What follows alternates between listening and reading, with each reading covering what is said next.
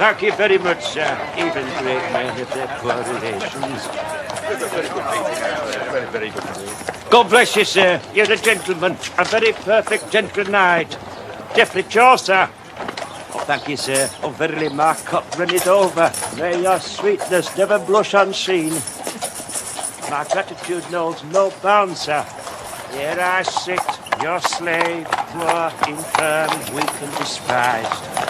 William Shakespeare. Oh, you're a gentleman, sir, and so was he. Blessed are the poor in spirit, sir.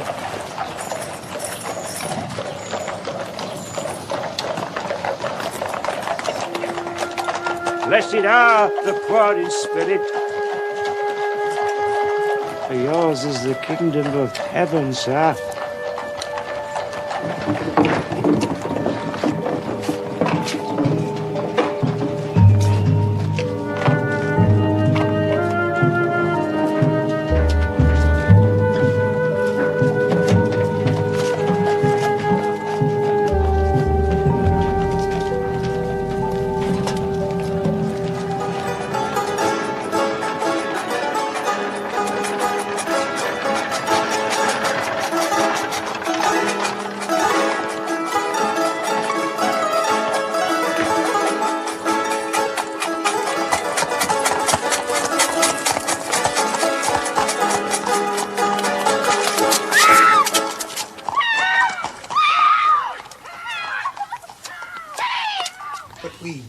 Arranged it 2 weeks ago.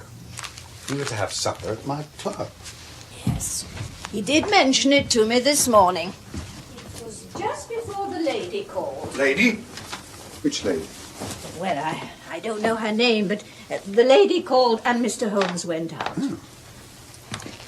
In that case, I should take advantage of an early night. Oh, I must answer the door. Of course. Might be a clue.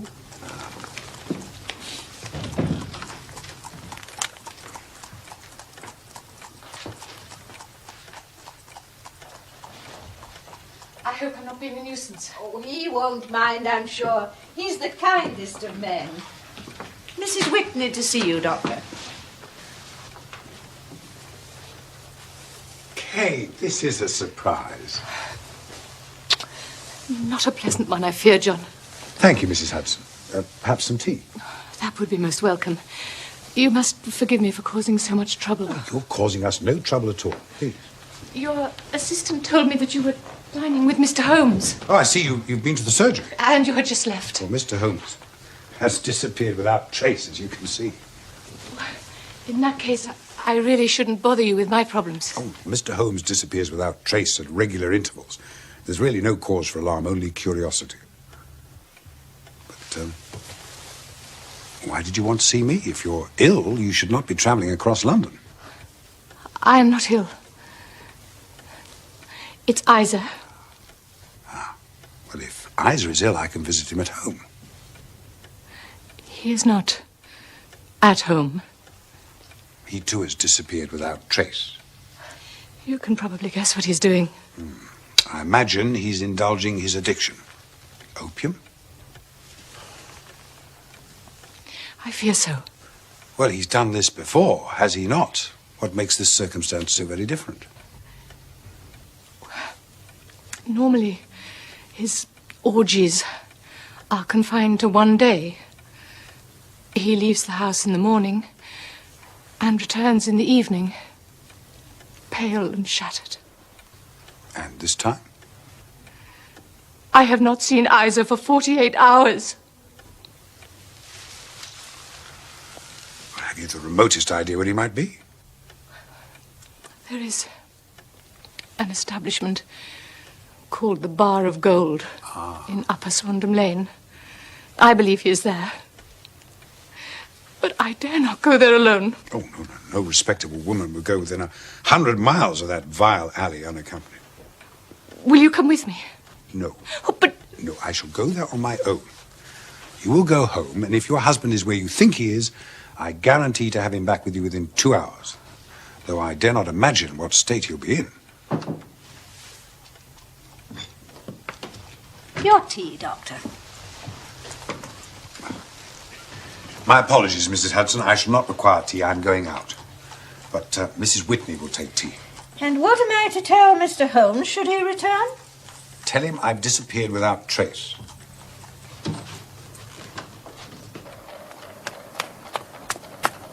Upper Swandam Lane, please, cabby.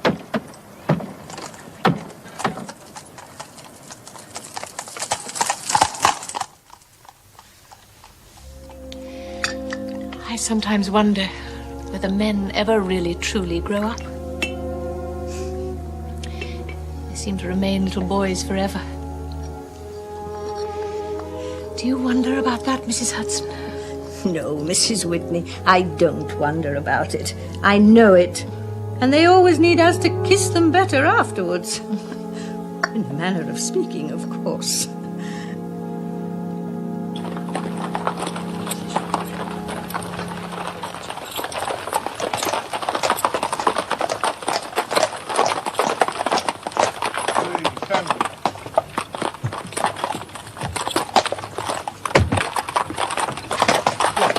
Stay close by. Right, sir.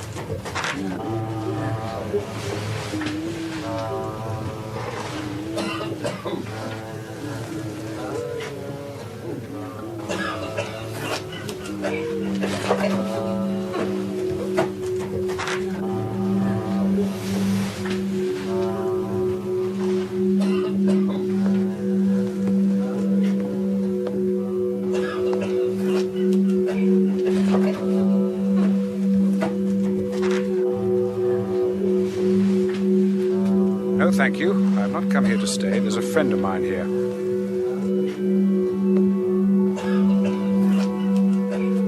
I just wish to speak to Mr. Isa Whitney.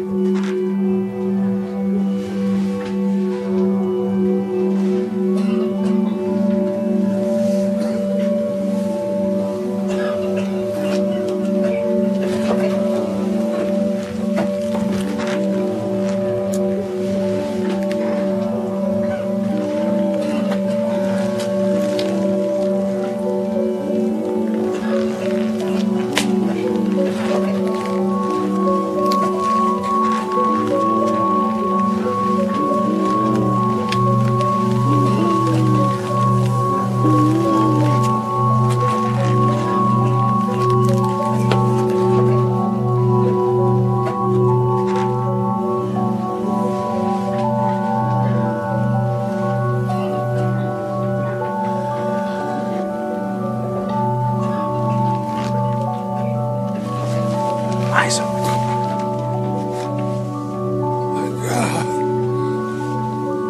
What's it?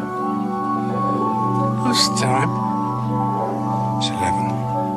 What's the day? Friday the 19th. I thought it was Wednesday. It is Wednesday. You're trying to frighten me. Your wife has been waiting for you to return home for 2 days.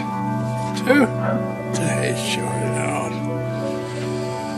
A few hours, perhaps. 3 pipes. 4 pipes. I forget.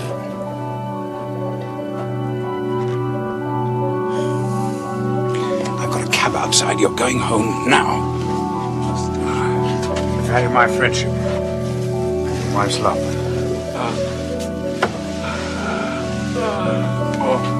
Okay.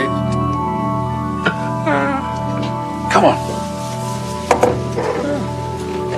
I have to pay. I had the manager Monday. You have to pay for your own destruction. I'll see to it. Just get out of this dreadful place.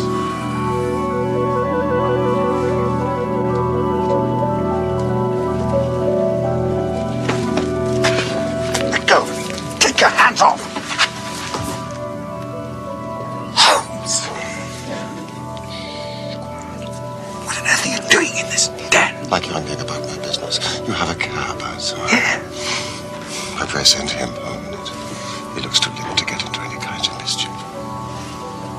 I'll see you in 5 minutes.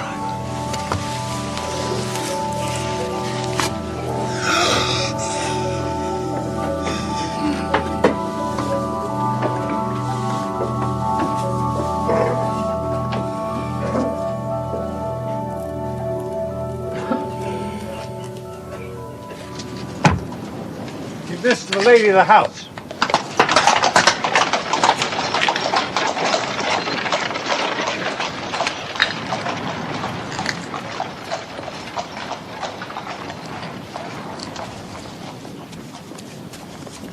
Holmes!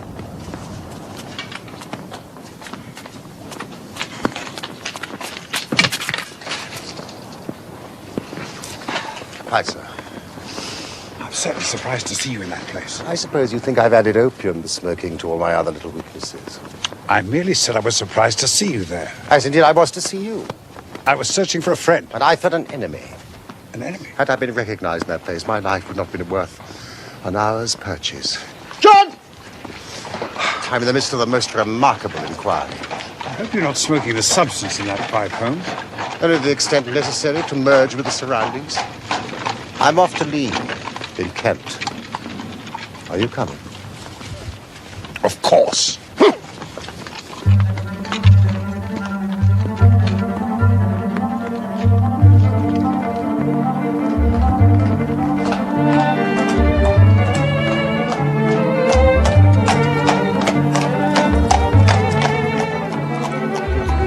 I think we should be safe now, Watson. Would you take the reins?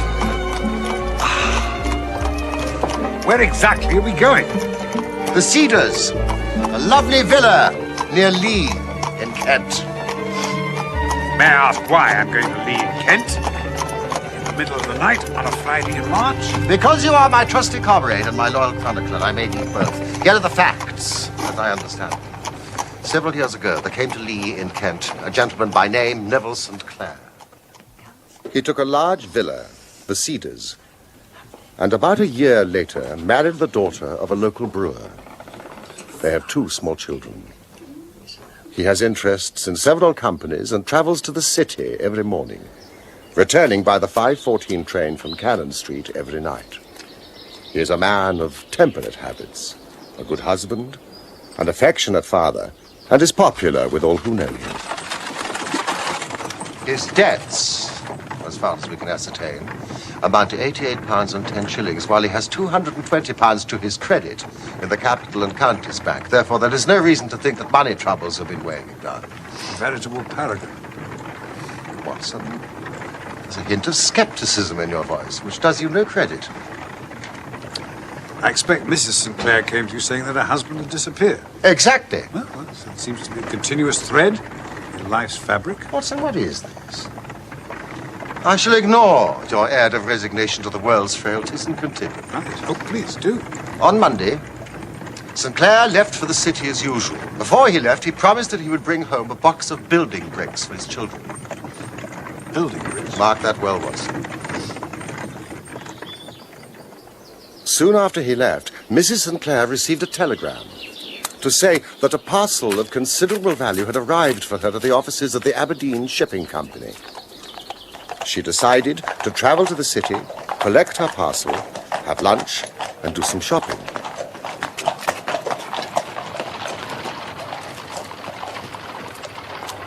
It was by chance that she found herself in Upper Swandam Lane, that same vile alley that we both visited this evening, Watson.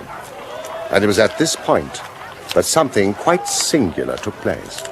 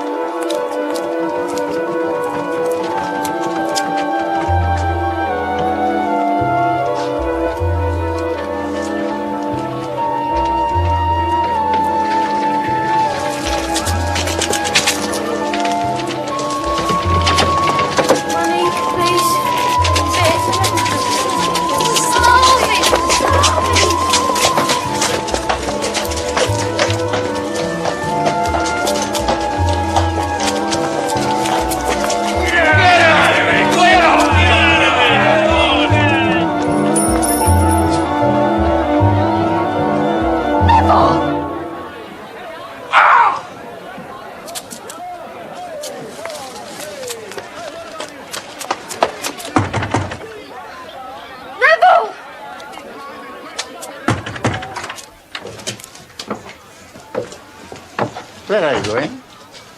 I'm going upstairs. There's nobody upstairs. I saw my husband waving from an upstairs window. There's nobody upstairs. I saw him. I know my own husband. What's he doing here? There is nobody upstairs. Oh! Neville! They threw her out. They did.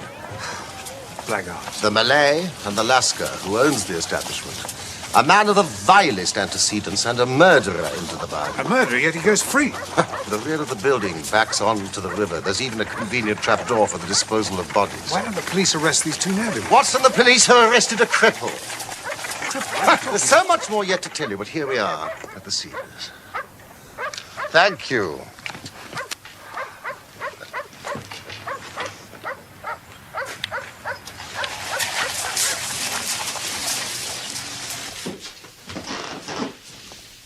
Mr. Holmes. Any news? Mrs. St. Clair, I thought you'd be asleep. Sleep does not come easily at a time like this. This is my friend and colleague, Dr. Watson, who has kindly agreed to help me in my investigation. Mr. Holmes has spoken of you.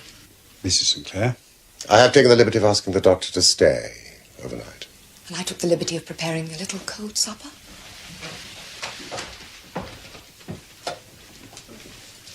Dr. Watson, you take my place. Oh, no, really, Watson, Mrs. St. Clair is a very strong-willed woman. You refuse her at your peril. Thank you. Now, Mr. Sherlock Holmes, before we eat, I should like to ask one or two plain questions to which I should like plain answers. Certainly, madam. Do you, in your heart of hearts, think that Neville is still alive? Frankly now, I'm not hysterical, nor am I given to fainting. Frankly, then, I do not. You think he is dead? I do. Murdered? I don't say that. Perhaps. And on what day did he meet his death? On Monday. So then, how do you explain that I received a letter from him today, being Friday?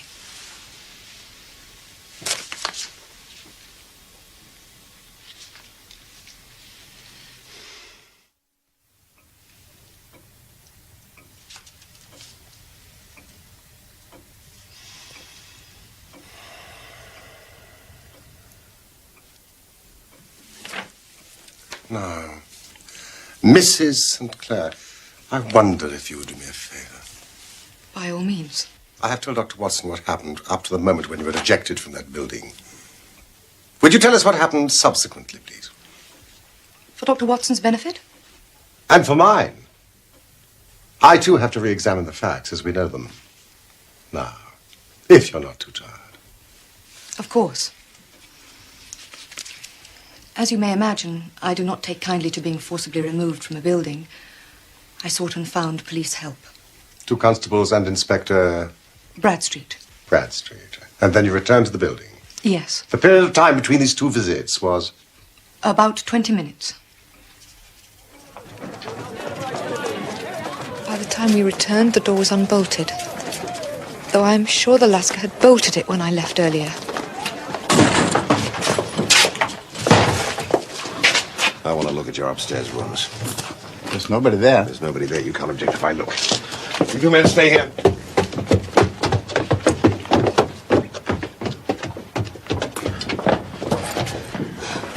He was in this room.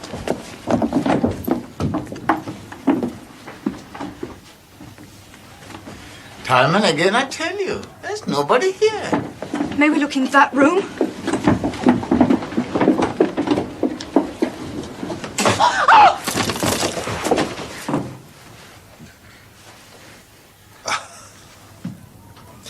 You mustn't be worried by this gentleman, Mrs. Sinclair.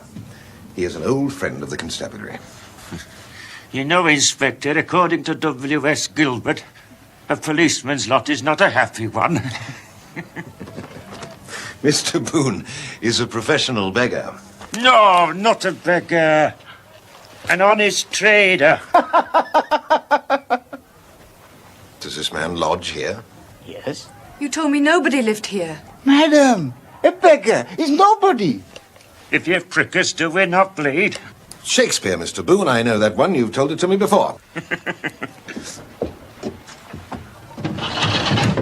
Inspector! The River Thames, Mrs. Sinclair. And a large window. Mrs. Sinclair, a window and a river in close proximity does not automatically mean violent death.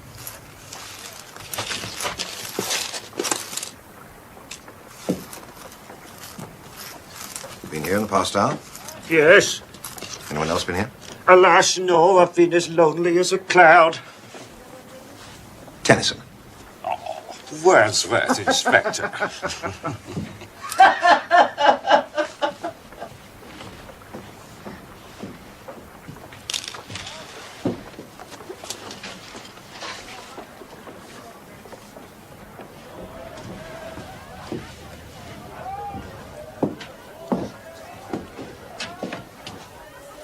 He was standing here. I saw him. Mrs. Sinclair, there is no evidence to suggest that he was ever here.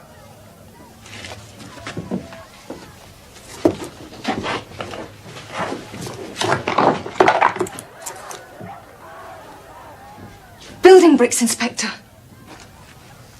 So I see.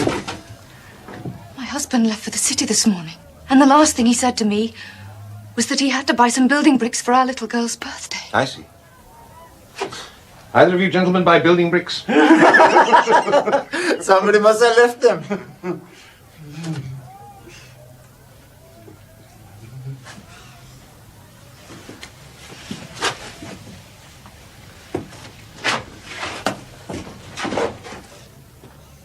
And these are my husband's clothes.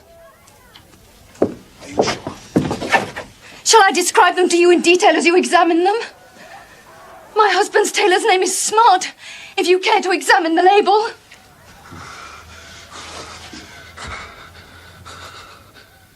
At that moment, Inspector Bradstreet began to believe my story. He and his men made an extensive search of the building. They found a blood stain upon the windowsill. They searched the Malay, the Lascar, and Boone, but found nothing. They failed to find my husband's overcoat. Overcoat? The one item of clothing that was not accounted for. Until low tide.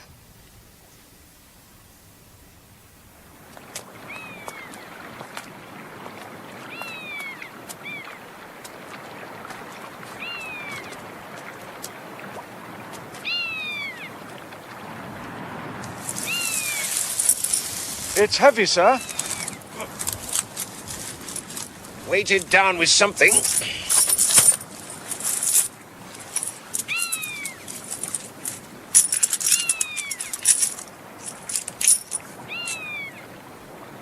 There were 421 pennies, 270 halfpennies stuffed into every pocket of the overcoat.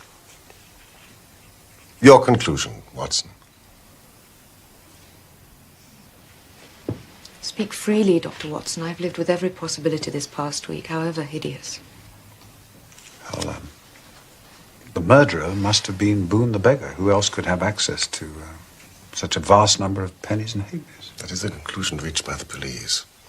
They've arrested Boone. He is presently in Bow Street Police Station. Even though my husband is still alive.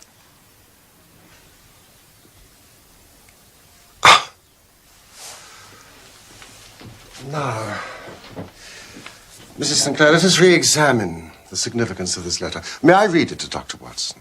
By all means. Dearest, do not be frightened. There is a huge error which it may take some little time to rectify. Wait in patience, Neville.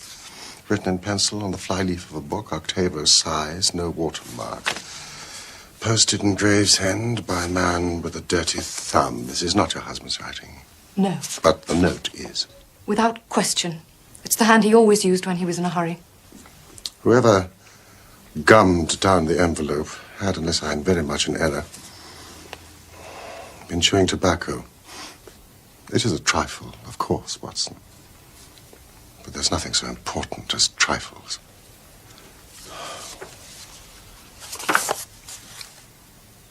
Mrs. Sinclair.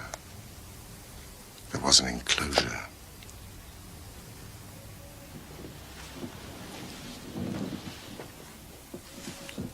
Signet ring.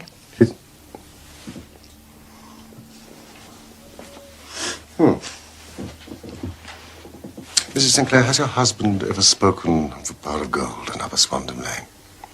Never. I suspect that Dr. Watson has a question to put to you.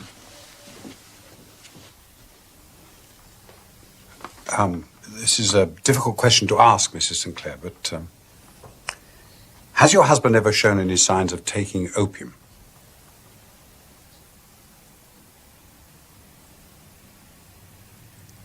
He always appeared perfectly normal. Though I confess I would not recognize the signs. What are they? Listlessness, a lack of energy, an inability to concentrate, a general air of apathy. Dr. Watson is a specialist in uncontrolled addiction. My husband was not an opium addict. That's to say, is not an opium addict.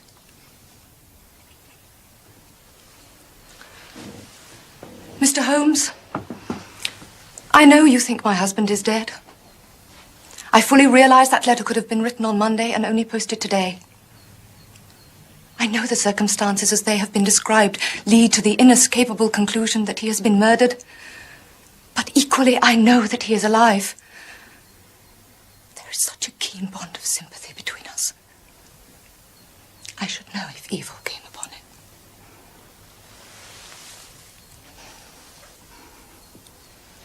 Please help me to find him.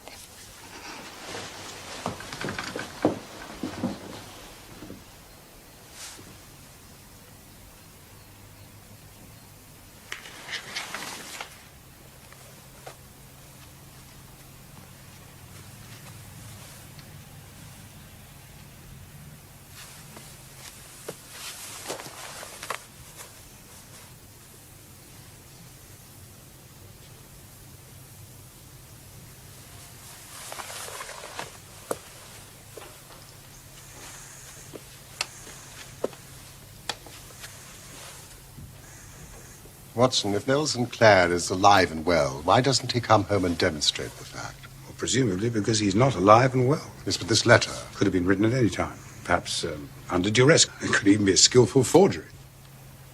and the signet ring? Easily removed. Especially if the victim is dead. Indeed. Proceeding on the hypothesis that Neville Sinclair is dead, how did he meet his death? Well, clearly he was murdered. By whom? Well, the police think it was this chap Boone. I see no reason to disagree with the police. Except... Except what? You say he's a cripple. Yes. How severe is his disability? It's only a slight limp. Well, my medical experience tells me that when there is a weakness in one limb, it's very often compensated for by exceptional strength in the others. You're not convinced? This man is a professional beggar. He's well known in the city. He's well liked in the city. I've seen him many times. He has a remarkable faculty for repartee with which he delights his many clients. Well, he sounds harmless. Why, therefore, did the police arrest him rather than the Lascar? That is the very question that I put to Inspector Bradstreet.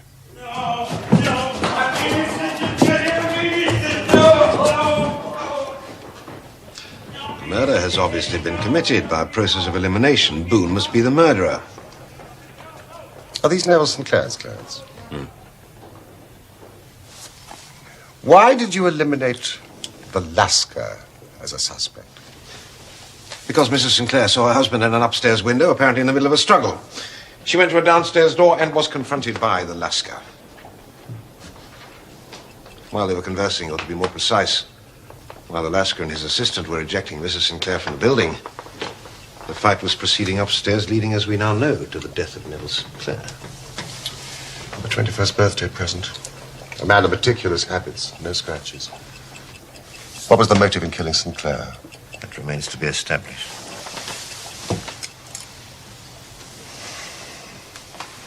Not a trace of opium.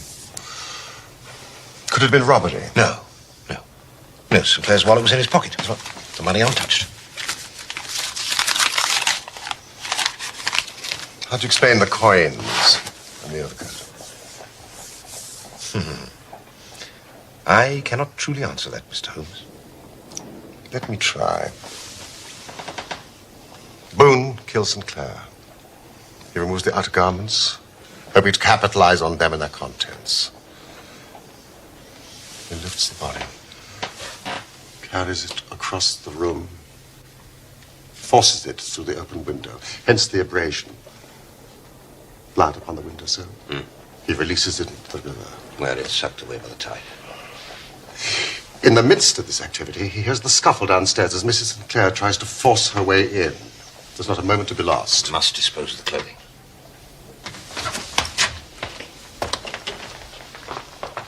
He starts with the overcoat. He realizes at once it will float and not sink. So what does he do? He rushes across the room to some secret hoard where he's accumulated the fruits of his beggary, stuffs all the coins that he can lay his hands on into the pockets of the overcoat, And drops it into the water. and would presumably have done the same with the other garments if you and your men had not arrived.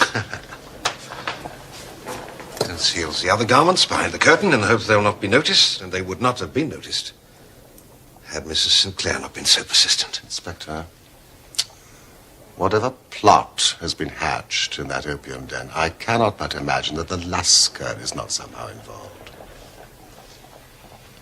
I was sorely tempted to arrest him on the day. I'll send a couple of men up there now. No, Inspector, with your permission, may I suggest an alternative strategy? By all means. Let me visit the opium den. Discreetly. Incognito. We shall learn what we may. But what did you learn? Nothing. Nothing.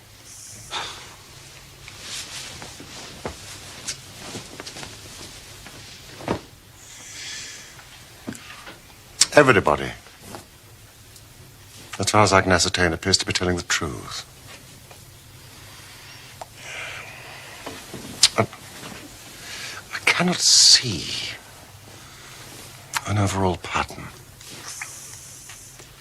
Can you see a pattern, Watson? Oh, I see no pattern. But I do see a woman who, despite all objective circumstances, still believes that her husband is alive. And you've said on many occasions that the impression of a woman may be more valuable than the conclusion of an analytical reasoner.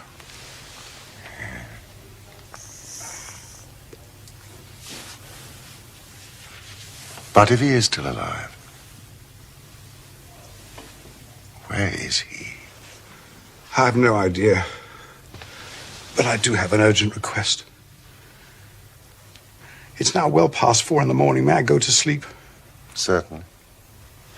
Thank you.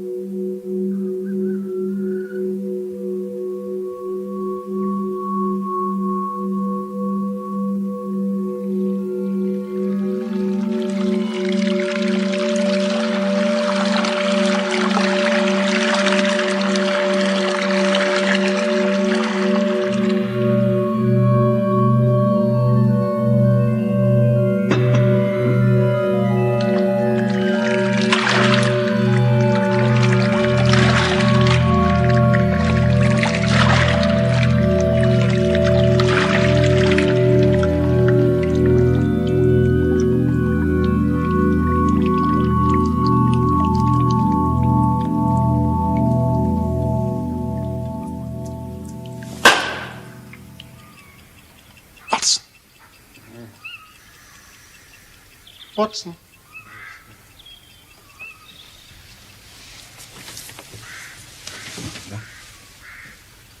What time is it? Dawn.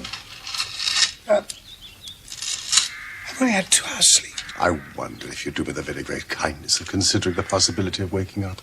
I assume you have a good reason. Are you game for the drive? Certainly, but does it have to be this early? I have a little theory I wish to test. Is anyone's life at stake? Certainly not. Wouldn't it be possible to test your theory a little later this morning?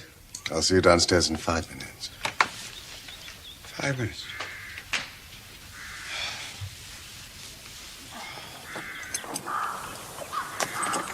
Come on, Nelson.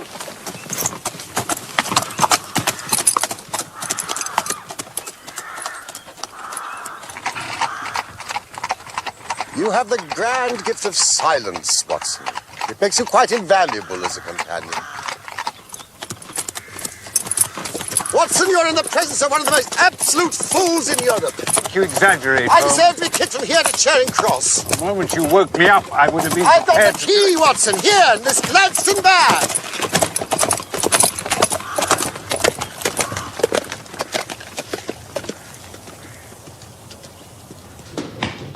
Good morning, gentlemen. Watson, I confess I've been as blind as a mole. But it's better to learn wisdom late than never to learn it at all. Bradstreet.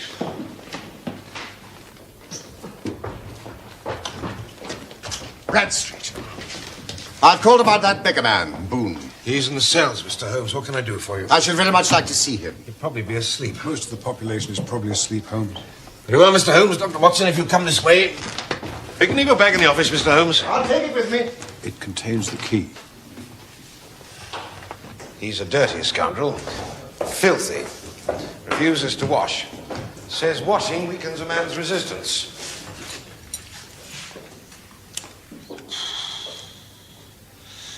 Asleep. He's a beauty, isn't he? Inspector, would you do me the great goodness of opening the door as quietly as possible?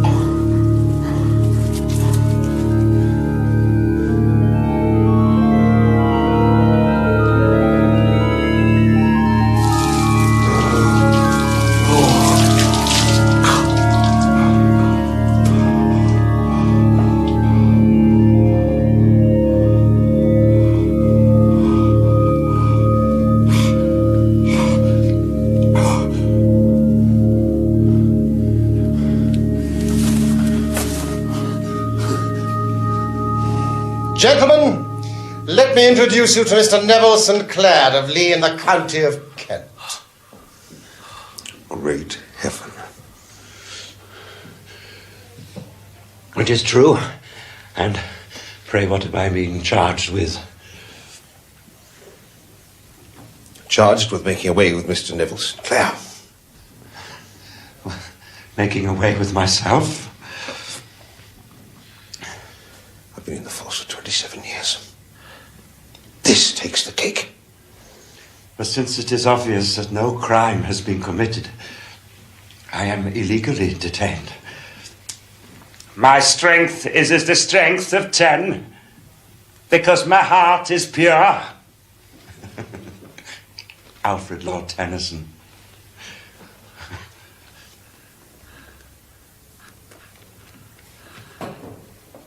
You lied to your wife, Mr. Sinclair. Is that purity?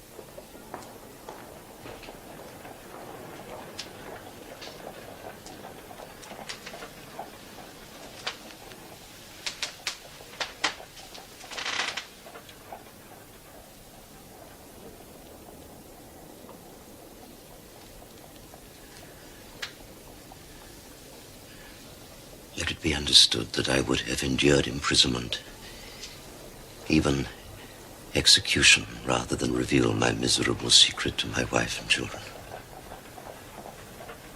All is now revealed, Mr. Sinclair. So be it. My father was a schoolmaster in Chesterfield. I received an excellent education, traveled, took to the stage, and finally became a reporter on a London newspaper. One day, my editor wished to have a series of articles upon begging in the metropolis, and I volunteered to supply them. So you became a beggar? Yes.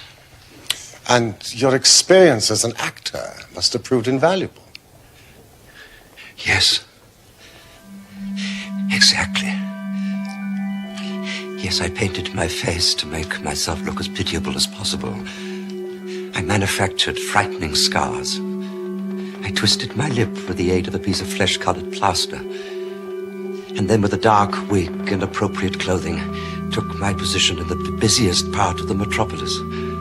Ostensibly as a match seller, but yes, really as a beggar. And you did well? Yes. In one day, I took 26 shillings and 4 pence. I wrote my articles for the newspaper. My editor was delighted, and I thought no more about it. Until one day, I backed a bill for a friend of mine and had a writ served on me for £25. Well, I was at my wit's end. I mean, what could I do? And then suddenly an idea came to me. I asked for a fortnight's holiday from my employers and spent the time in the city, begging. In 10 days, I had the money and was able to pay back the debt. That was when I fell into the trap. How much were you earning from the newspaper at this time? £2 a week. Far less than begging. Yeah. During the last few years, I have earned on average at least £700 a year. But that's a gentleman's income. Calmly, Bradstreet. I think it is pertinent to say that Mr. Sinclair is no ordinary beggar. People do not expect a beggar to quote extensively from Shakespeare, Mr. Dickens, the Bible, or the latest popular songs. An aristocrat among beggars. Well, it is not for me to claim such a distinction, but as the inspector rightly observes, I had a gentleman's income, so I proceeded to live like a gentleman. I bought a villa in Kent. I married a beautiful and respectable woman. And every morning I traveled to my business in the city. You must have been embroiled with the Lascar by this time. Yes, I paid him a generous rent for the use of his upstairs rooms. My secret was safe with him. I fell among thieves, but found honor of a sort. You see, every morning I would emerge as a squalid beggar, and every evening transformed into a gentleman. Tell us about Monday. I had finished for the day and was dressing in my room above the opium den. And suddenly I looked out of the window. To my horror and astonishment, there was my wife in the street, her eyes fixed full upon me. Neville! I ran along to try and find Lascar. You must not let her in. I'll say there's nobody upstairs. She may return with the police. I'll tell them there's nobody upstairs. Mr. Boone will be upstairs. Ah, Mr. Boone is a lodger. He has a right to be upstairs. Neville! I then became Boone, the beggar once more. And then it occurred to me that there might be a search of the room, and that my clothes might betray me. So I picked up my coat, which was weighed down with the coins that I had just transferred from my leather bag, in which I carried my takings. The rest of my clothes would have followed, but at that moment, the police arrived. The rest you know. We found blood on the windowsill. In my haste to open the window, I cut myself. A minor abrasion, but if you prick me. And thus I was arrested on suspicion of having murdered myself. And thus you caused your wife much anguish. But I wrote her a letter. And gave it to the Lascar to post? Yes. It was not delivered. It arrived yesterday. He probably gave it to one of his sailor customers. I shall never forgive myself the agony which I have inflicted upon my wife. Can I go to her now? I think we must impose one condition, Mr. Sinclair. Anything. There must be no more of you, Boone. I swear it by the most solemn oath that a man can take.